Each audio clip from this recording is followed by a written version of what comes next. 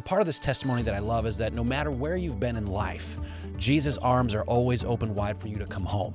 And he will protect you too as you come to him. But you've got to come to Jesus.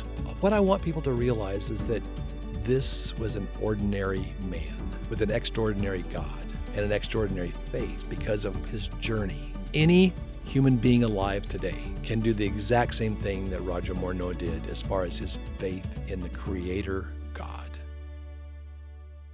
Hello and welcome to 832. I am excited about our special guest today because it's my dad, Dan Houghton. Many years ago, my dad and my mom, Dan and Karen Houghton, interviewed somebody named Roger Morneau. And the videos of that interview have gone all over the internet and been seen millions of times. And Roger's testimony is one of the most powerful testimonies that I've ever heard. So I wanted to sit down with my dad and go over those interviews that he and my mom sat down with Roger and his wife and the people that led him to Jesus in Bible studies, and to just talk a little bit about that interview, what it was like interviewing Roger, the impact that his testimony has had over the years. And so I'm very excited to have my dad here, Dan Houghton, who, of course, I don't call you Dan, I call you Dad. Yep. Glad to have you here, Dad, and Glad to be here, to discuss a little bit of Roger's testimony. Roger, just as a review for those of you that are watching, Roger's the author of multiple books. His testimony was a book called A Trip into the Supernatural. He wrote probably 4 or 5 books on prayer, and he's been interviewed and by my mom and dad, and I think this was 1992, if I'm not mistaken. Yes, it was.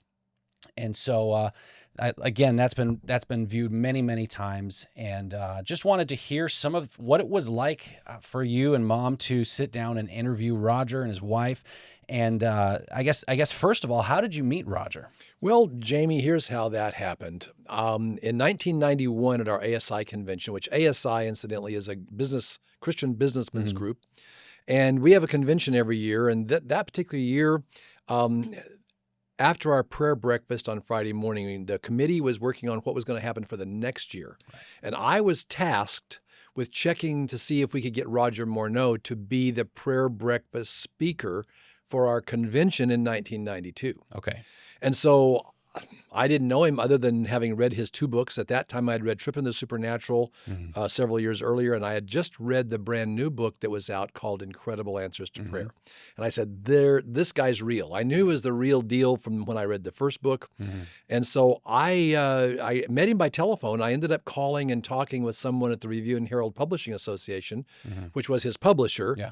And they put me in touch with one of the editors, Penny Wheeler, and Penny connected me to him, and I got a phone number, and I called him up out of the blue and said, Roger, and I introduced myself. I said, we have this ASI convention. We'd love to have you come, and had a wonderful, delightful conversation, and he told me he couldn't do it.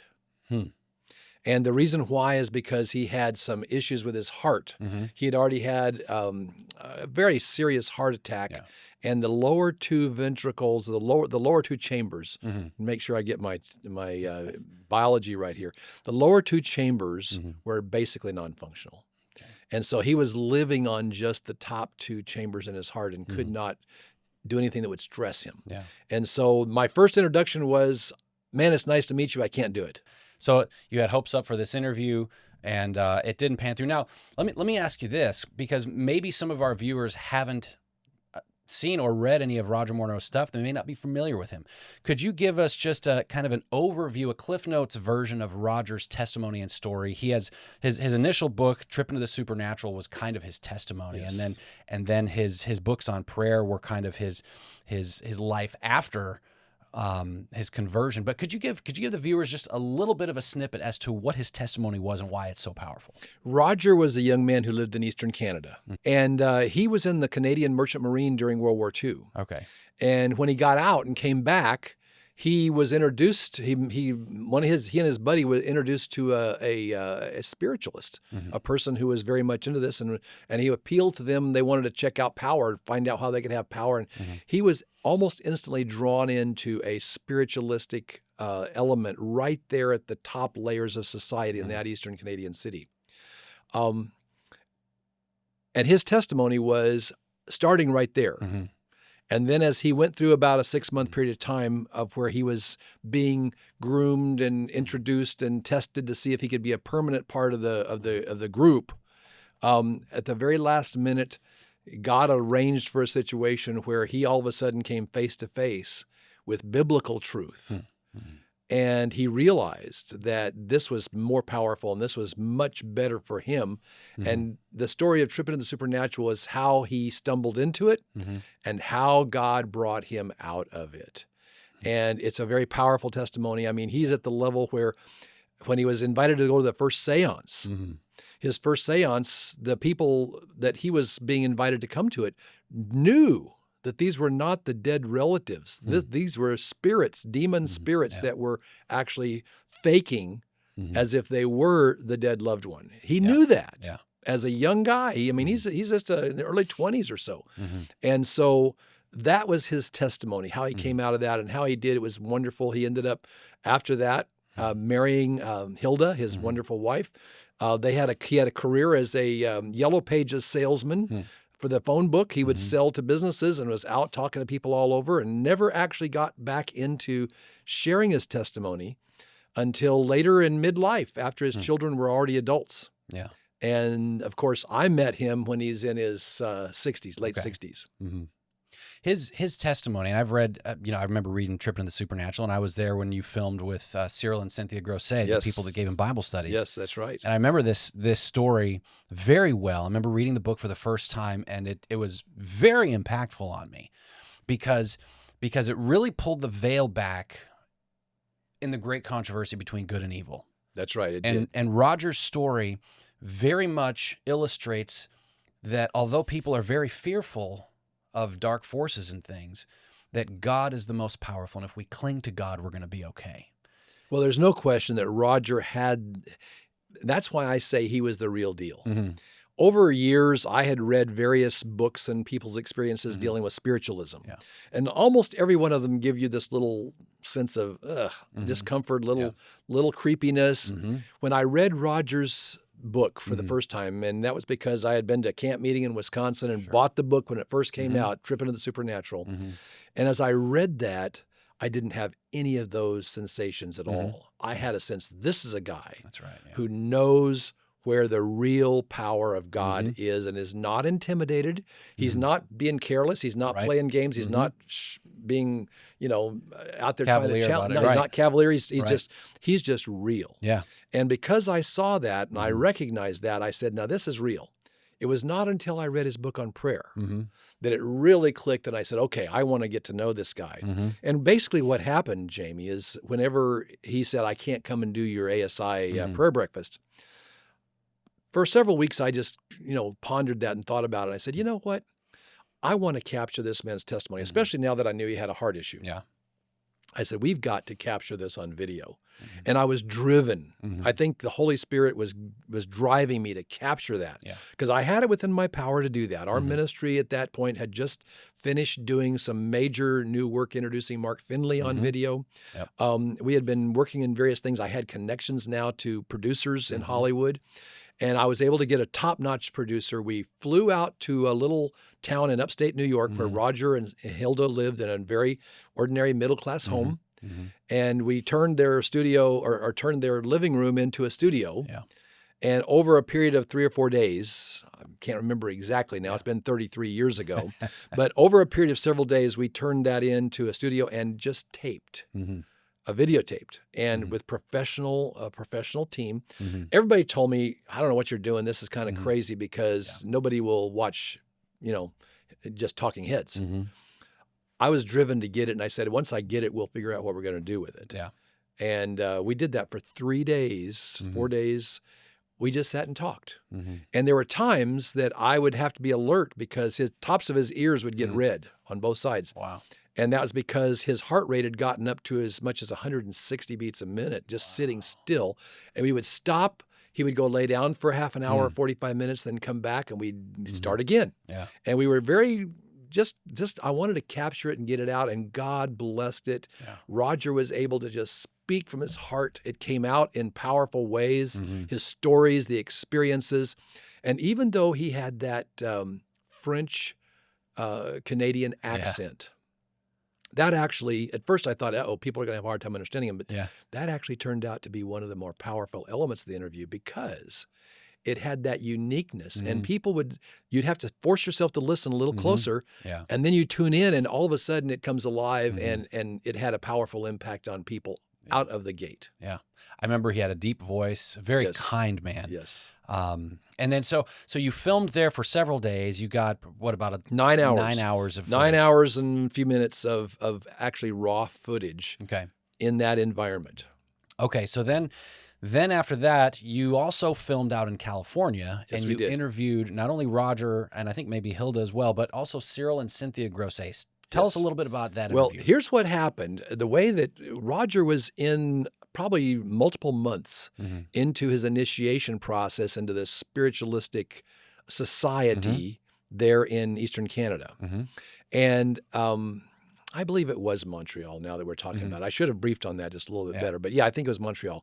And he had that information, and he had a job working in a plant where a Jewish man had a clothing factory that they made brocades that they would make fancy crocheted things Right. for ladies' dresses, for the front ladies' dresses. Mhm. And Roger operated a special machine that did that. Mhm. And right next to him, so there's this whole factory full of all these machines and these people working on. That was his job, his career. And the guy at the next station came in, a brand new guy. Mhm.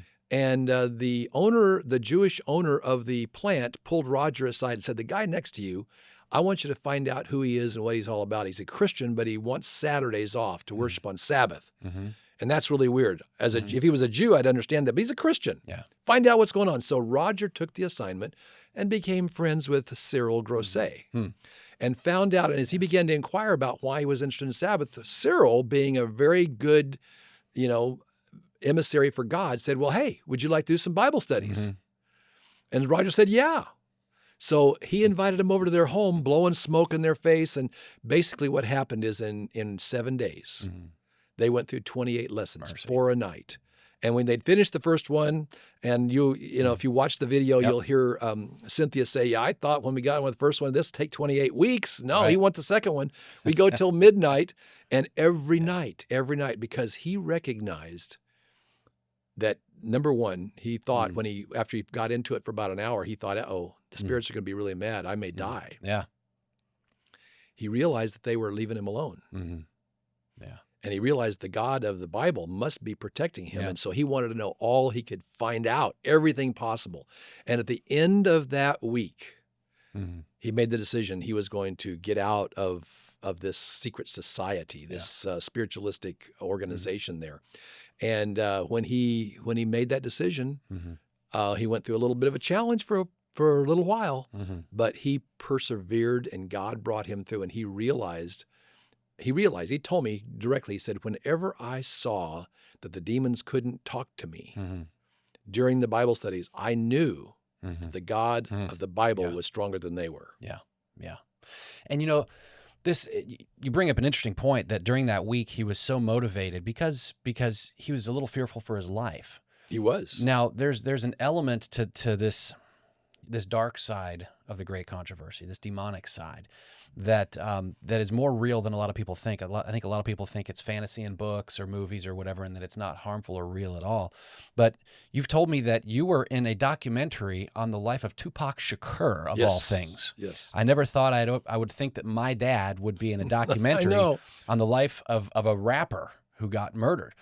But the interview that you were in with Roger Morneau was clipped and put in this documentary that I believe his family put up. Well, his family and what friends. was the purpose of that? Well, here's the deal. Tupac, as a rap artist, he was killed in some kind of a hit for murder for hire or something in Las Vegas. Right. And his family, years later, decided they wanted to tell the real story. And the real story, as much as I've been able to gather from it, had to do with the fact that he had sold his soul and made a deal with the dark forces. They'd say made a deal with the devil. Well, the spirits of the devil. And that was what was propelling his career. But he was trying to get out of that agreement. Same thing as Roger. And he didn't make it out. Yeah. He died. And the family was wanting that to be known. And so what they did, apparently they were aware, had watched our full interview. Now, the final interview, even though we did 9 hours and then 2 more hours in California, which I'll share that in just a minute again, how that happened. But out of that 11 hours, we were able to take 3 hours and 45 minutes. Mm-hmm. So that's a long Yeah. program, a long bunch of Sure. talking heads Sure. interview. 3 hours and 45 minutes out of that. And that has gone viral on the web. Sure. It's all over the world, Yeah. in many places. Mm-hmm. And we're grateful because that's why we did it. Yeah. We did it so people would hear it. But somebody that was associated with Tupac Mm-hmm. and his family had seen that. So they clipped a little section out of there where Roger was telling the story, how he would go down into this temple of the gods where they would have all these altars and they'd have these pictures of the demon spirits and so on.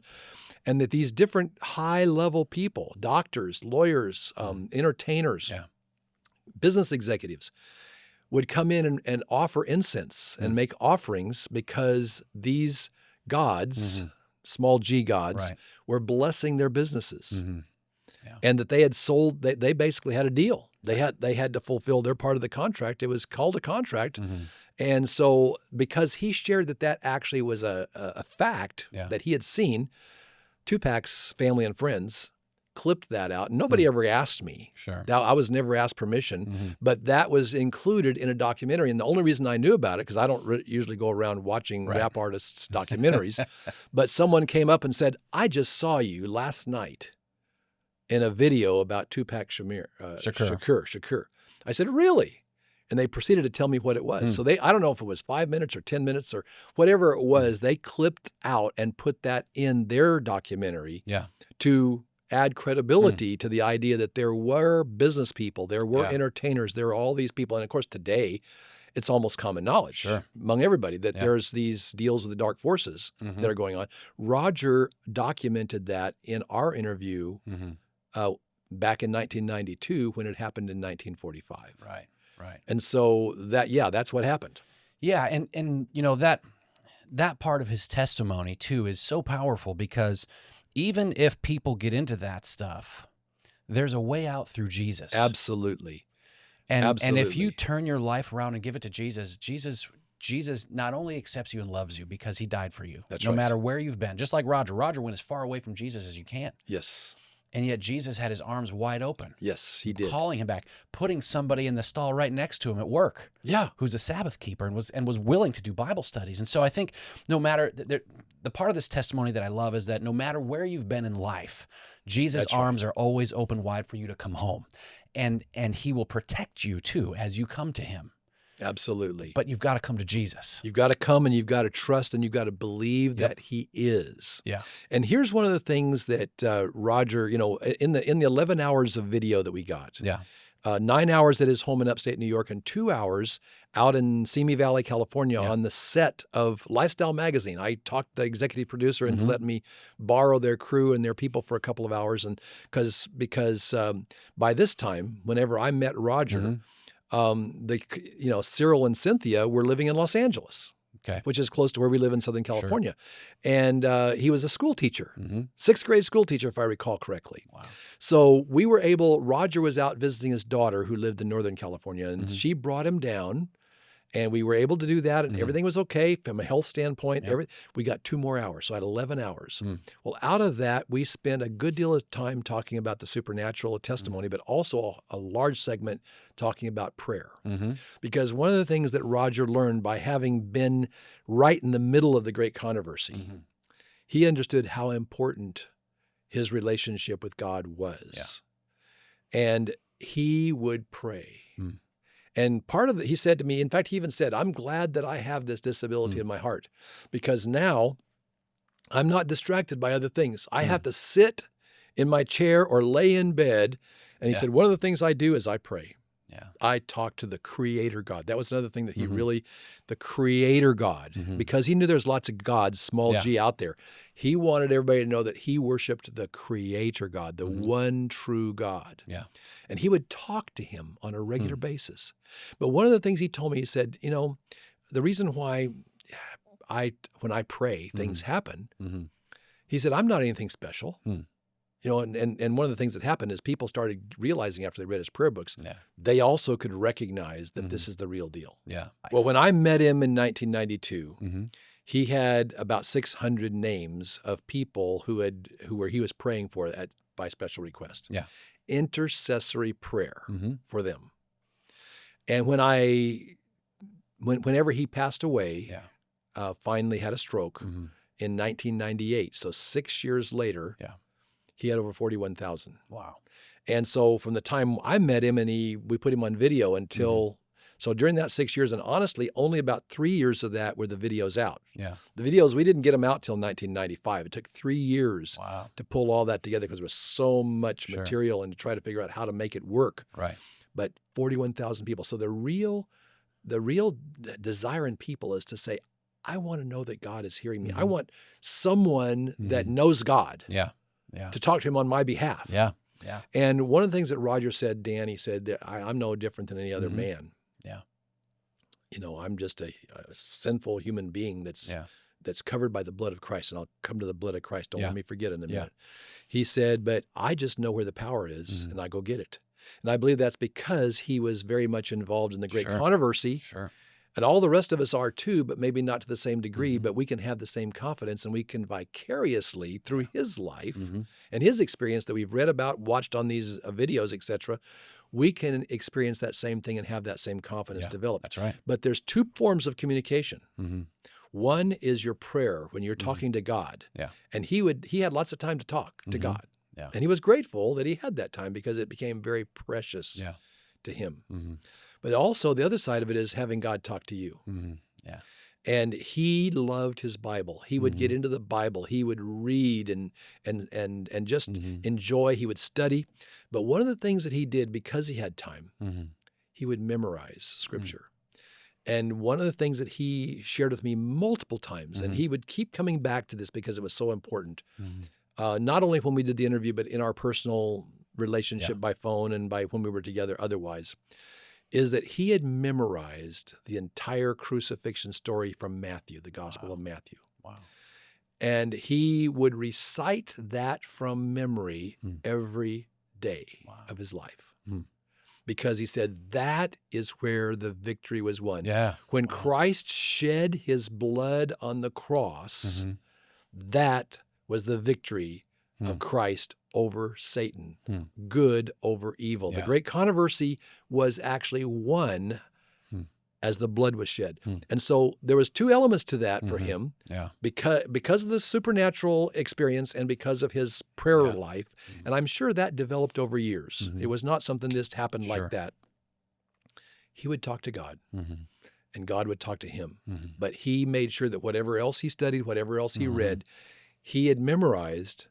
I forget, it was chapter and a half, 2 chapters, a lot of material. In fact, when anybody that's watching this, he gives the exact levels of where those were, what chapter it was, what verses it was. It was a number of verses. He memorized that and would recite it at least once a day to say, this is where the power is. And that's the thing for us too. I think that we need to realize that our relationship with him is two ways. Communication is two ways. You pray to him, talk to him, and listen to him. Yeah.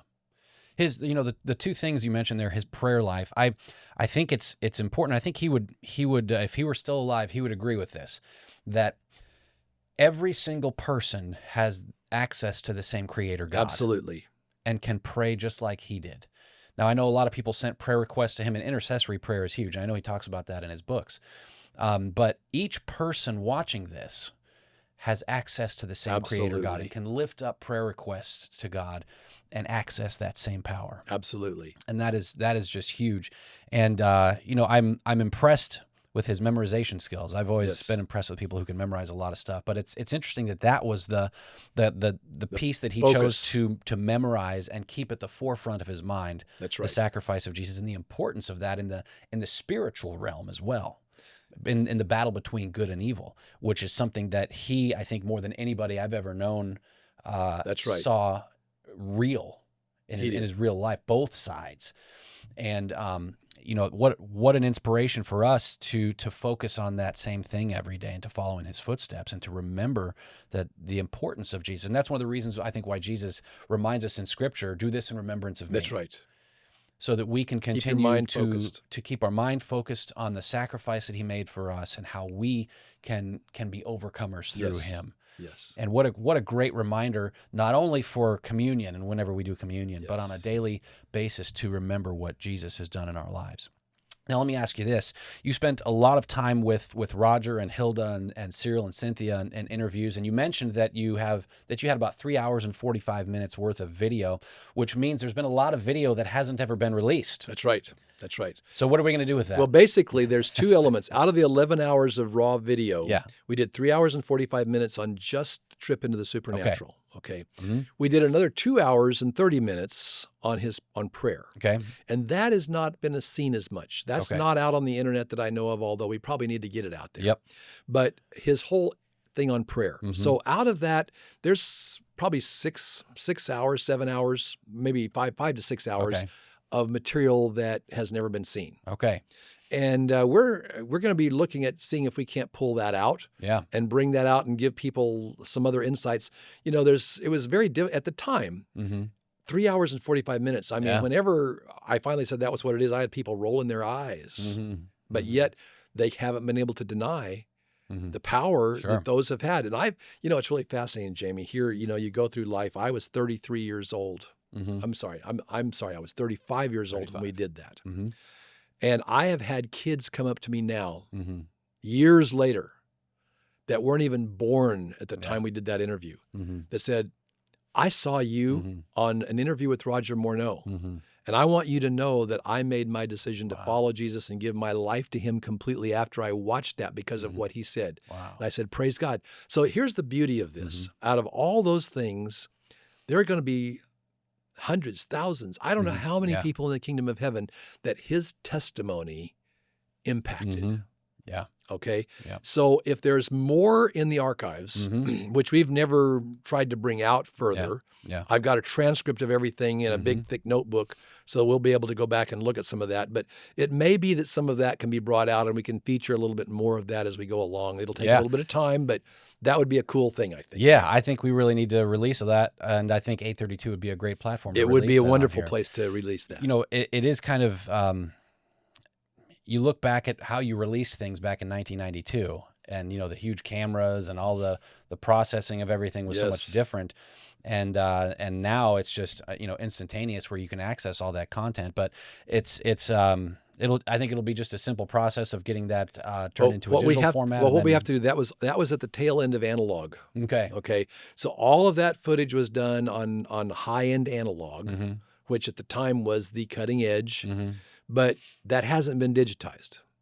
So we're going to have to digitize that. Yeah. And once we've got it digitized, then we'll be able to work with it, because in today's Mm-hmm. world, it's so much easier to deal with the content in the digital world than it was in the analog world. Yeah. But we have good quality, high quality footage. Yeah. Yeah. So we'll be pulling that out and seeing what we can do with it. Yeah. Yeah. I think everyone would enjoy seeing that and be blessed by hearing more of his testimony, because it really is such a powerful testimony. It is. Not only his testimony of his story before meeting Jesus, but his testimony of what it was like for him as a follower of Jesus. Yes. Yes. And how important prayer is in his life and can be in our life as well. And so it's tempting to be over focused on where he was, Yes. but the real power in his story is what Jesus did in his life, That's absolutely transforming correct. his life. And whenever we went back to New York, Mm-hmm. Upstate New York, and we were there for a week or so. Yeah.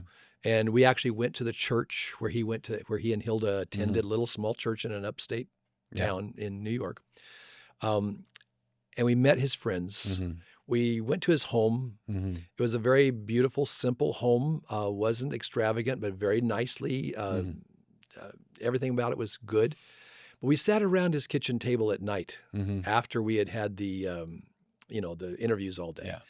And I was thinking initially, well, we'll just stay for a few minutes. But he was energized, wanted to talk, and they talked about their early dating life, about the different elements of who they were, different experiences he would have that we didn't even get on tape. Yeah. Yeah. when he was praying for people, intercessory prayer. And there's experiences in the interviews that people will remember Yeah. where he would pray for someone in a crisis situation. They didn't even know who he was. Wow. They didn't even know he was there other than he was watching and he was asking God to intercede for them. Yeah. Intercessory prayer for me in my own life came alive by listening to his experiences that way. But here's what I want to make sure that all of the listeners understand. Roger was a simple man, an ordinary guy, who had a wonderful testimony, but he wasn't out there waving a flag for this. Yeah. I found him. Yeah. He was quietly there. He'd written some books, but he didn't even touch any of this stuff until, like I said earlier in this discussion, until his kids were all grown. Yeah. He came back and somebody said, you know, this would be a good testimony. You ought to tell some of his friends. Yeah. So he began to write. And I actually have a copy of his original manuscript for Trip in the Supernatural, which later became a full, I think it's called Something in the Darkness. Okay. It's everything because they, you know, when they did the book, they cut it down too. Okay. But he gave me a full copy and, you know, he printed it. Wow. The whole document is about maybe 2 inches thick. Really? It is hand printed the whole way because obviously, you know, he had the French background. He's in English, and rather than writing cursive, he printed it all by hand. Wow. But what I want people to realize is that this was an ordinary man with an extraordinary God and an extraordinary faith because of his journey. But any human being alive today can do the exact same thing that Roger Morneau did as far as his faith in the Creator God. Yeah. And if they will do that, the power that is available to them will be amazing. Here he was, 69 years old when I met him. And from 69 to 75 when he passed away, he had more impact for God than he'd had all the rest of his life. And since he's been resting in the grave, he has had millions of people listening to, watching his testimony. When resurrection morning comes and we're sitting down under the tree of life in heaven talking and the Lord is there, he's going to be blown away with all the people that want to come and talk to him that saw his testimony. A simple man who loved God, who was not trying to make any big show of anything, who just knew where the power was and he went and got it. You know, his testimony in application for me has made me more careful for what I watch, more careful of what I read, more careful of what I listen to. Because of his story, there's a much bigger filter on what comes in, you know, my eyes and my ears. Sure. Because he kind of pulled back the veil a little bit. He did. About what's dark and what's light. And there's so much darkness, especially in modern media today. So much of this stuff is slipped into kids programming, kids books, movies, and it's commonplace. It is. It's very commonplace, and he shows exactly what it is in his book because he's seen firsthand of what it really is. That's right. And it's just kind of it's like lipstick on a pig in modern society where people are like, oh, it's got to be okay, but they miss the danger in it until maybe later on when it gets they get too far in. Which I've also seen in people's own, you know, their own walks. As a pastor, I've dealt with a lot of this stuff, and I've seen how people see it as something almost fun and exciting, like Roger's first testimony with the with the seance. Yeah, you know, power. He talks about, hey, would you like to talk to your dead grandmother? And he's like, well, this is before his before his conversion. He's like, well, yeah, I would, and it's stuff like that is it's brought out as something that's good or positive, and then people get in deep into it, and then the whole spiritualism stuff happens, and it's a dark place that people get into, like Tupac. And so his testimony really, I think, can help us today to be much more careful about what we ingest. Absolutely. We've got to be really careful about what, you know, the little, there were, back a few years ago, there was a little thing with 3 monkeys. And one of the monkeys had his hands over his eyes, one had his hands over his ears, one had his hand over his mouth. And be careful what you hear, be careful what you say, and be careful what you see. And I think that was very apropos to what this is. But because here's the problem. The devil, Satan, the fallen angel Lucifer, is a liar and a deceiver. That's right.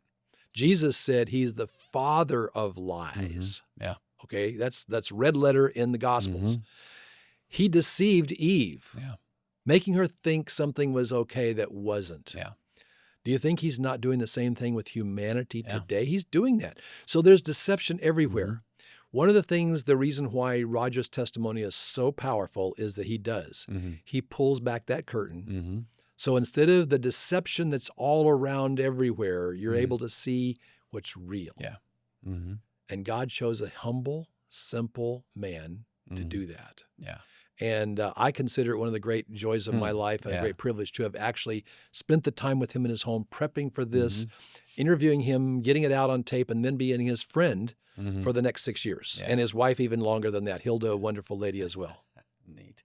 Well, we could probably spend a lot of time going through this, and I hope that we can, in the future, sit down again and maybe analyze some of the different parts of the interview and hear your take of those specific parts and whatnot. But you've mentioned, and we've talked a little bit about his humble, just regular old guy kind of life. Yes. Just a simple life in a simple, middle income home there in Pennsylvania or upstate New York, and how he just encouraged people to go get God's power on their own and whatnot. And he wasn't flashy at all. Nope. He wasn't some big celebrity, TV preacher with the healings and all that kind of stuff. He was a simple, godly man. You've told me a couple stories about when God said no. Yes. Share those stories and how that kind of ties in with that theme. I'm convinced of this one thing, that no human being can have too much success, because the way we're wired because of sin, we can't handle it. God only allows as much as we can handle. And I saw two specific places where God put limits on Roger and his testimony. And one of them was, as the executive producer and the interviewer working through his video interviews, I was trying to think of ways to, all these little conversations that people had said to me, talking heads no good. I was trying to think of how can I make this more interesting? Yeah. So after we had talked about prayer quite a bit, we were getting close to the very end. I said, I'd like to get some footage of you praying, Roger, over this 600 names that you've got. Right. Yeah. So we moved the whole production up into the upstairs bedroom of his home. And, our producer lit it beautifully. He was very good at lighting. It was beautiful. And Roger laid all the paper and all the things out on his bed, and he knelt down by the bed with the cameras rolling. No questions, just the cameras rolling. And he poured out his heart to God. And I don't know, was it 5 minutes? Was it 15? I don't even remember exactly how long, but it was very effective. When we got done, I said, yes, this is going to be powerful footage. Now, my producer that was working with us, very professional guy, George Adams from Southern California, worked in Hollywood, worked in the Adventist Media Center, was extremely professional. Yeah. When we get back and we're cataloging everything, we're going through the post-production process of getting the entire thing transcribed and so on. He calls me up, says, Dan, I hate to make this phone call, because he's a professional. Yeah. He says, I've gone through every single piece of footage that we have, every tape, because we had the cartridges of analog tape. He said the whole sequence of Roger praying up in the bedroom doesn't exist. We don't have it. It's gone. Yeah. He said, I know I put it in. Well, I was there. I was standing there too. I watched him put those cassettes in. I knew they were there. Yeah. But they were empty. There was nothing on them. Wow. And I realized, instead of being upset, I've learned this myself. If God says no, stop. Yeah. Yeah. And I realized as I thought it through that was a little too personal. Yeah. Actually focusing in on him praying to God in that intimate relationship he had with the Creator God would have aggrandized him as a prayer warrior. Yeah. And God said no. Yeah. And that footage didn't exist after we did it, after we shot it, after everything was done. Yeah. And I said, okay, God, you said no. Blessed be your name. I acknowledge it, and I'm sorry I even brought it up, because I was the one that brought it. I'm the one that wanted it. Yeah. God said no. Yeah. The second one was Roger, because of the heart condition, his physical condition. He could not take speaking engagements because it was too high a risk. Yeah. If he gets out on stage and has a heart attack in front of a camera, or Sure, just sure. can't do it. Besides that, the danger to himself Sure. as well as to a potential audience. And what happened is that I get a call from Dwight Nelson and Skip McCarty, his associate. They're getting ready to do a special 1-hour uplink promo to invite the whole world, all the churches and divisions and conferences around the world, to participate in Net 98. And it's going to be at Pioneer Memorial Church and on the campus of Andrews University. And he says, do you think that Roger might be willing to come? And I said, well, he never has been willing to do that. And of course, because I was friends with Roger, I was publicly seen on screen with him. Yeah. People would call me as a way to, get to Roger. So I said, well, I'll tell you what I'll do. I'll call him and see. So I called him. I said, Roger, got this call, described what it was. Dwight Nelson, Andrews University, going to do Net 98. He's doing this special program and would like to have you come and do a 5-minute prayer for the live broadcast. And, I told him that your health situation, he said, well, let me think about it. Got my attention. I said, well, it's the first time in all these years that there's ever been a question. He calls me back the next day. He said, I've talked with Hilda about this, and I think I'd like to do this. It would be a wonderful way for me to honor God. Yeah. Okay. Yeah. I said, okay. Wow. Okay. So I called Dwight and said, Dwight, he's willing to do this. Yeah. And I said, here's what we'll do. Karen, your mom, my wife, is a nurse. Yep. His wife was also an LPN nurse. They were, by this time, had moved from upstate New York out to Northern California to be close to their daughter. And so he lived in Northern California. So he was going to fly out of San Francisco to Chicago. I had the tickets bought. Karen and I were flying from San Diego to Chicago, and we were going to get there ahead so that we could meet him at the gate. Yeah. So I could be there with the wheelchair and all the things. This was 98, before airports got crazy. That's right. It was still a reasonable time. We had it all set up. I had arranged for a hotel with a ground level space. I had gotten an oversized vehicle. We could have a wheelchair in it. Yep. I had made all the preparation. All we were going to have to do is get him into the church. I was going to be kind of a bodyguard, make sure that he doesn't get completely overwhelmed. Get him up on stage with Dwight, let him pray, take him back, get him back home. Okay, we can do this. It seemed good. So we had scheduled this like a month, 3 weeks to a month in advance. As we're getting close, we're supposed to go on Friday. Yeah. Fly on Friday. On Monday afternoon, late, in fact, it was after hours at my office, back in the days when we still had, the voicemail on our own machines in the office, I'd check and there's a message from Roger. He'd called like 7 o'clock at night. Yeah. And I just happened to check it after 8 o'clock. And I said, well, he wanted me to call him. I said, well, I'll call him tomorrow morning. Yeah. I'll just, it's too late now. He's going to probably, so I decided to wait till the morning. At 7 a.m. on Tuesday morning, I started calling. No answer. I said, that's odd. Yeah. Because he said, I knew he was up early praying. Yeah. And so your mother, Karen, was doing a cooking class at church that night, Tuesday night. So during the day, I was over helping, get tables set up and do all this stuff. And I was outside the church, and my cell phone, which was a brick in those days, flip phone, big one, big phone, rang, and I pulled it out, and it was Penny Wheeler, one of the editors from Review and Herald. Yeah. And she says, Dan, Hilda asked me to call you as quickly as possible. She's not able to call right now, but Roger passed away this morning, had a stroke, brain bleed. Wow. And I said, oh, you're kidding. And just, instantly I thought, Lord, how could this be? And I called Dwight. As soon as I hung up, I called Dwight, said, Dwight, you're not going to believe this. Yeah. Roger passed away this morning. And by this time, his name, everything, all the publicity for the coming weekend's broadcast was all over the world. Wow. And we just said, wow. And we were just kind of stunned and had to stop and say, let's catch our breath.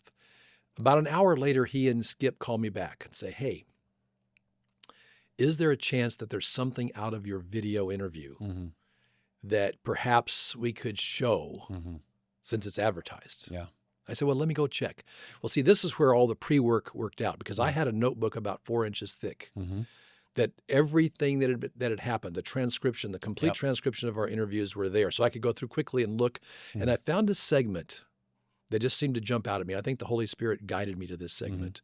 It was about a 5-minute segment where I had asked him the question, Roger, you have all these people that have asked you, to pray for their family, their children, their loved ones. Yeah.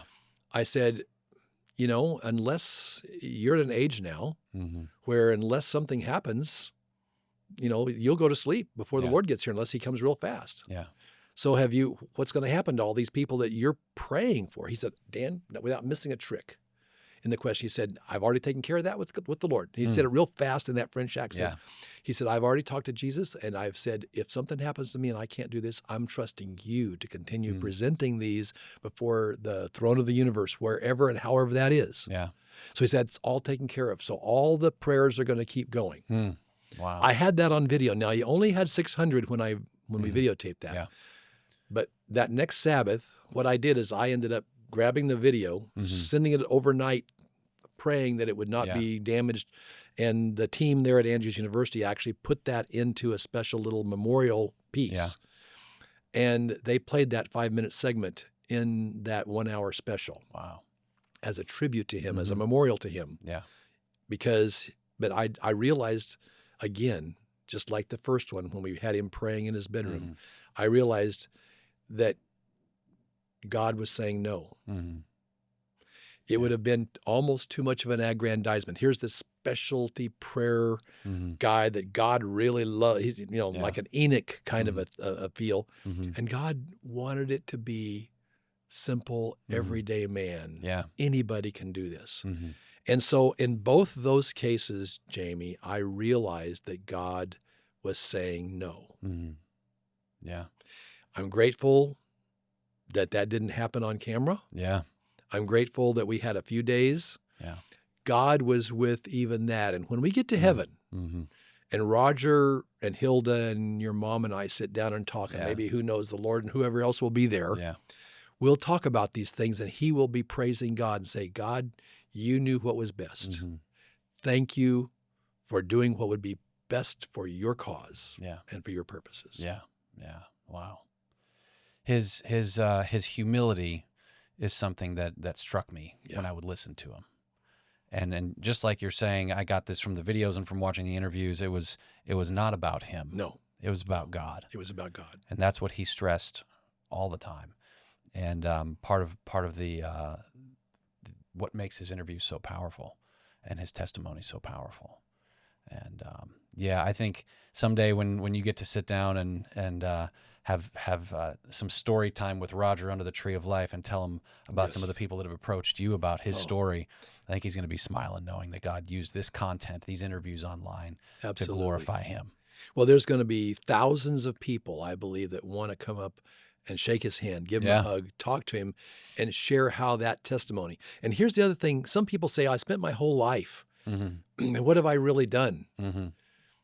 Roger, from age 69 to 75, has the most powerful impact of his lifetime, of multiple lifetimes, after he has lived his majority of his life, professional life. He now has an opportunity. So we're never too old. That's right. That's right. Never too old to be able to do something for God and have it have massive impact. Yeah. And this is part of the cool part of his testimony too. You have a young Cyril and Cynthia Grosset, very young, who have maybe the toughest Bible study candidate on the planet. That's right. Dropped in their lap to study with him. That's right. And then you have Roger, who at the end of his life has such a huge impact on so many people. And what that tells me is that God uses people regardless of age, regardless of stage of their life. Doesn't matter. It doesn't matter. You're not too young for God to use you, and you're not too old for God to use you. You just got to be willing. That's right. And just stop and think, what if Cyril and Cynthia said, well, we're just getting started. We just moved here. Let's not. Yeah. But Cyril asked him, would you like to come over and study at our house? Yeah. And Cynthia, this young couple, hey, was it an imposition? Yeah.